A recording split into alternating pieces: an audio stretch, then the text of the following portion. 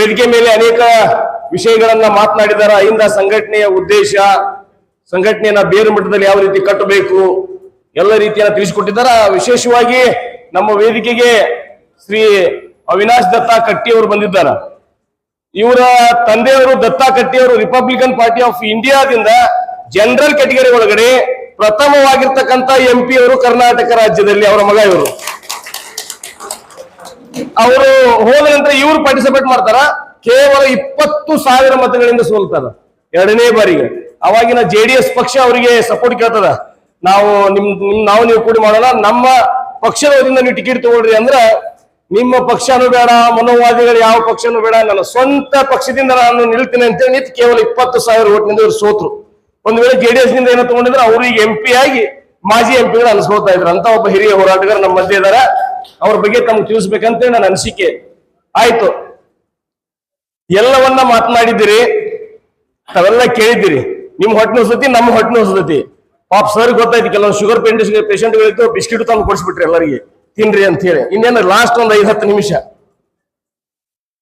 ನಾನು ಸರ್ ಅವ್ರನ್ನ ಬೆಂಗಳೂರಿನ ವಿಧಾನಸೌಧ ಒಳಗಡೆ ಭೇಟಿಯಾದ್ವಿ.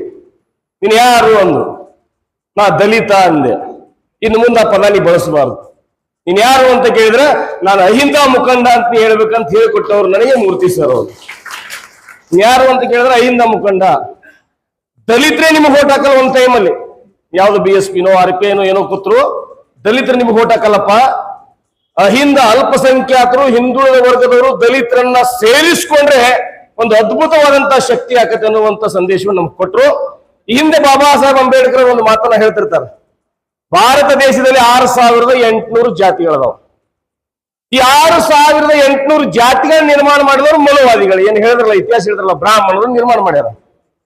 ಮತ್ತೆ ನಮ್ಮ ನಡೆ ಏನಿರ್ಬೇಕಂದ್ರ ಈ 6,800 ಜಾತಿಗಳನ್ನೆಲ್ಲ ಸರ್ವನಾಶ ಮಾಡಿ ಒಂದು ಬಲಿಷ್ಠವಾಗಿರ್ತಕ್ಕಂಥ ಬಹುಜನ ಸಮಾಜವನ್ನ ಕಟ್ಟಿ ಅದರ ಮೂಲಕ ಅಧಿಕಾರದ ಕಡೆ ನಾವು ಹೋಗ್ಬೇಕಂತ ಹೇಳಿದ್ರು ಬಾಬಾ ಸಾಹೇಬ್.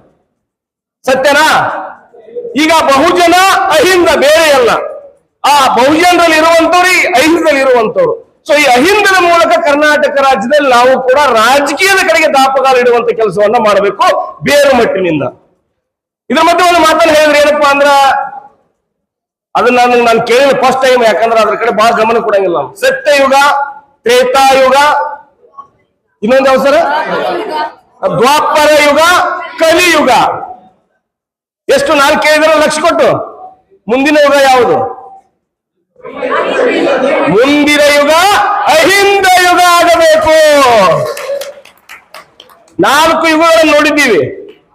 ಮುಂದಿನ ಯುಗ ಅಹಿಂದ ಯುಗ ಆಗಬೇಕು. ಅಹಿಂದ ಯುಗ ಆಗಬೇಕಾದ್ರೆ ಒಂದು ಕೆಲಸ, ಒಬ್ರ್ಯಾರೋ ನಮ್ಮ ಹಿರಿಯರು ಹೇಳಿದ್ರಿ, ಇಲ್ಲಿ ನೀವು 4 ಜನ ಸೇರಿ ಒಂದು ಟೀ ಕುಡಿಯೋ ಟೀ ಸ್ಟಾಲ್ ನಲ್ಲೋ ಬಸ್ ಸ್ಟ್ಯಾಂಡ್ ನಲ್ಲೋ ಎಲ್ಲೋ ಒಂದ್ ಕಡೆ ಚರ್ಚೆ ಆಗ್ಬೇಕಿದು.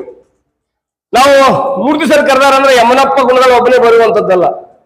ಯಮನಪ್ಪನ ಜೊತೆ ಯಮನಪ್ಪನ ಅಂತವರೇ ಅವನಷ್ಟೇ ಮುಖಂಡತ್ವ, ನಾಯಕತ್ವ, ತಿಳುವಳಿಕೆ ಇದ್ದವರು 100,000 ಜನರನ್ನ ನಾವು ರೆಡಿ ಮಾಡಬೇಕು.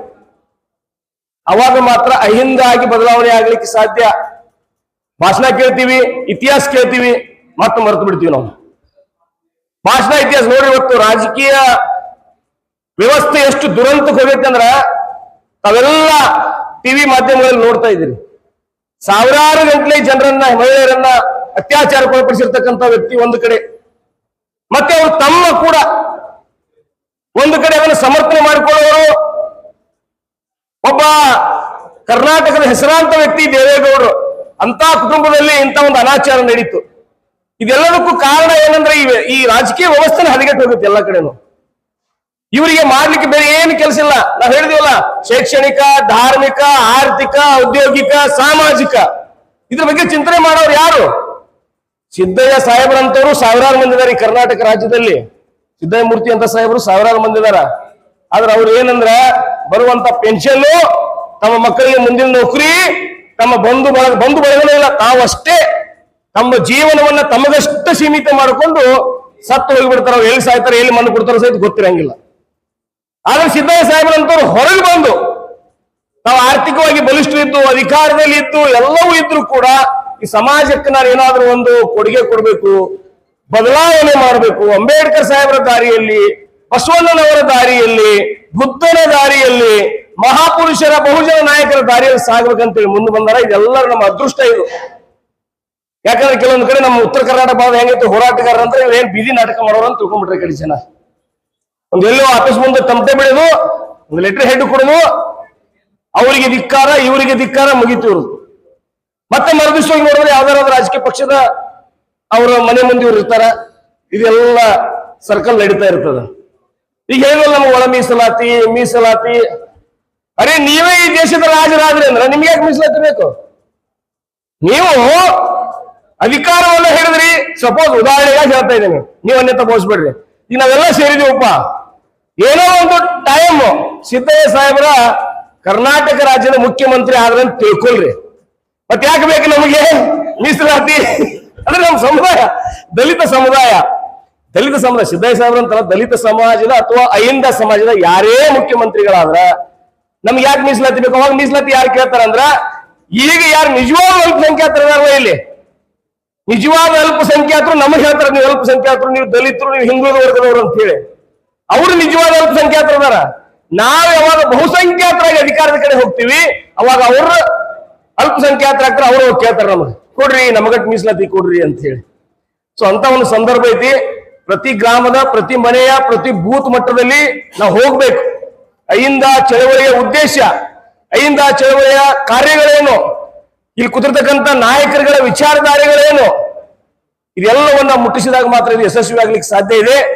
ಹೆಸರು ಅಷ್ಟ, ಹೆಸರು ನಿಮಗೊಂದು ಟೈಮ್ನಾಗ ಕೂಳ್ ಕೊಡೋರು ಯಾರು ಇರಲಿಲ್ಲ, ಊಟ ಕೊಡೋರು. ಹೆಸರಿತ್ತು ನಿಮ್ದ, ಊಟ ಕೊಡೋರು ಯಾರು? ಯಾವಾಗ ಈ ದೇಶಕ್ಕೆ ಸಂವಿಧಾನ ಮತ್ತು ಸಮಾನತೆ ಮತ್ತು ಅವಾಗ ನಿಮ್ ಹೊಟ್ಟೆ ತುಂಬಾಕತೈತಿ. ಕರೆಕ್ಟ್ ನಿಮ್ ಹೊಟ್ಟೆ ಹೆಸರಿದ್ದು ಗೊತ್ತಾಕೈತಿ. ಈ ಟೈಮ್ ಊಟ ಮಾಡ್ಬೇಕು. ಆ ಊಟದ ಮ್ಯಾಗ ಸಹಿತ ಬಾಬಾ ಸಾಹೇಬ್ ಡಾಕ್ಟರ್ BR ಅಂಬೇಡ್ಕರ್ ಹೆಸರು ಐತಿ. ಇದು ಸತ್ಯ. ಆ ಊಟದ ಮ್ಯಾಗ ಸಹಿತ ಬಾಬಾ ಸಾಹೇಬ್ರ ಹೆಸರು ಐತಿ, ಈ ದೇಶದ ಬಹುಜನ ನಾಯಕರ ಹೆಸರು ಐತಿ. ಸೊ ಆ ಒಂದು ನಿಟ್ಟಿನಲ್ಲಿ ನಮ್ಮ ಕೊಟ್ಟಿರ್ತಕ್ಕಂಥ ಸ್ವಾತಂತ್ರ್ಯವನ್ನ ಸದ್ಬಳಕೆ ಮಾಡ್ಕೊಳ್ಳೋಣ, ಸಮಾಜವನ್ನ ಮುಂತರುವಂತ ಕೆಲಸ ಮಾಡೋಣ. ಸಂಘಟನೆಗಳು ಬಾಬಾ ಸಾಹೇಬರು ಕಟ್ಟರು, ಬಂದ್ ಮಾಡಿದ್ರು. SSD ಬಾಬಾ ಸಾಹೇಬರು ಕಟ್ಟಿರ್ತಕ್ಕಂಥ ಸಂಘಟನೆ ಬಂದ್ ಮಾಡಿದ್ರು, ಅದರಿಂದ ಏನೂ ಆಗಲ್ಲ ಮುಂದಂತೇಳಿ. ಆಮೇಲೆ ಪತ್ರಿಕಾ ರಂಗದಲ್ಲಿ ಬಂದ್ರು ಬಾಬಾ ಸಾಹೇಬರು, ಪುಸ್ತಕಗಳನ್ನ ಬರೆದ್ರು. ಕೊನೆಗೆ ಅವರೊಬ್ಬ ಪ್ರಬುದ್ಧ ರಾಜಕಾರಣಿ ಆದ್ರು. Republican party of India, independent labour party, ಈ ರೀತಿಯ ಪಕ್ಷಗಳನ್ನ ಕಟ್ಟುವ ಮೂಲಕ ಸಮಾಜಕ್ಕೆ ಮೆಸೇಜ್ ಕೊಟ್ಟರು. ಯಾವುದು ಅಧಿಕಾರಹೀನ ಸಮಾಜ ಐತಿಯೋ ಅದ ನಿಜವಾದ ಅಸ್ಪೃಶ್ಯ ಸಮಾಜ. ನೀವು ಎಲ್ಲಿವರೆಗೂ ಅಧಿಕಾರ ತಗೊಳ್ಳೋ ಅಲ್ಲಿವರೆಗೂ ನಿಮ್ ಬೆಳವಣಿಗೆ ಸಾಧ್ಯ ಇಲ್ಲ ಅನ್ನುವಂತ ಮಾತನ್ನು ಹೇಳ್ಯಾರ. ಅವ್ರು ಹೇಳಿದ ಮಾತಿಗೆ ಮರುಜೀವನ ಇವತ್ತು ಅಹಿಂದ ಸಂಘಟನೆ ಕೊಡಗದತಿ. ನಮ್ಗ ದ್ವಾಪರ ಯುಗ, ಕಲಿಯುಗ, ಎಲ್ಲರ ಯುಗ ಸಾಕಾಗಿ ಬರುವಂತದ್ರಲ್ಲಿ ಅಹಿಂದ ಯುಗವನ್ನ ಕಟ್ಟೋಣ ಅಂತ ಹೇಳ್ತಾನೆ. ನೀವು ಮಾತಾಡಲಿಕ್ಕೆ ಅವಕಾಶ ಮಾಡಿಕೊಟ್ಟಿರ್ತಕ್ಕಂಥ ನಿಮ್ಮೆಲ್ಲರಿಗೂ ಒಂದು ವಿಷಯವನ್ನು ಮಾತು ವಿರಾಮ ಮಾಡ್ತೀನಿ. ಧನ್ಯವಾದಗಳು.